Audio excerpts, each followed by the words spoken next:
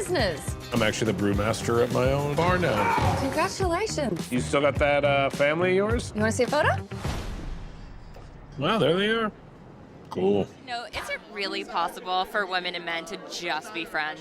I firmly believe that. I think it's a little, a generational. I do think my generation and the generation above, it's more like people, this is an age-old question, particularly that we see in movies and films. You rarely see a buddy movie with a guy and a girl. Like, that's not a thing. And this film, poses that question and also celebrates it. And really, in the end, it's not about our gender. It's about the friendship itself, which is ultimately kind of destructive. And can they find a happy medium where it's not? This story also explores midlife crisis. Is there anything that you've maybe done in the past that your friends is like, is she going through a midlife crisis? I feel like I'm always in a crisis. I think that's just the nature of being an actress. You're just in a crisis from age whatever. So I don't think it's exclusive in any means. I think a crisis anytime is appropriate. Tell me what it was like to reunite with Seth Rogan over there. It was a delight, and it was so special to have this project that they were really writing to our strengths as a comedic pair, and that was so joyful, and we could fine-tune it as producers, and I didn't want to do it without him, and I felt like we had such a fun time on Neighbours, and people really embraced us as a pair, and this was an opportunity to kind of rediscover that. And it was interesting because we're not married in the show, obviously, so we're a lot meaner to one another. Early on, I was like, why are you being so mean to me? I was like, oh, that's right, we're not married. Okay, Rose, get it together. Yeah. For people who loved you guys as a married couple on Neighbours, what will they expect for you in this show? I think it's very raucous and very funny, and it very much leans into the sort of the antics of that, but there's still, quieter moments. Nick Stoller's great at balancing out the broad with the small and the big with the, more intimate stuff, and I feel like the show explores that in different ways within the show. Okay, is it really actually possible for a man and a woman to just be platonic friends with each other without ever catching feelings? I think so. I have tons of women that I'm just friends with and have for many, many, many years. So yes, I think, and I would go so far as to say I am judgmental of those who think otherwise. Outwardly judgmental, yeah. Why so?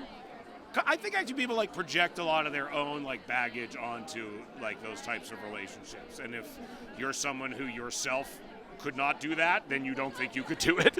But it is possible. So then I need to know a crazy story that you and one of those platonic friends have gotten into in the past. I mean, I have a lot.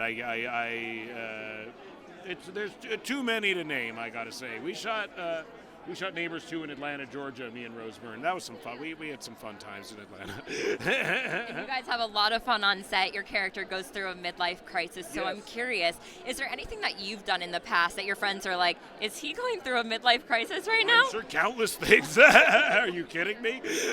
Name a few.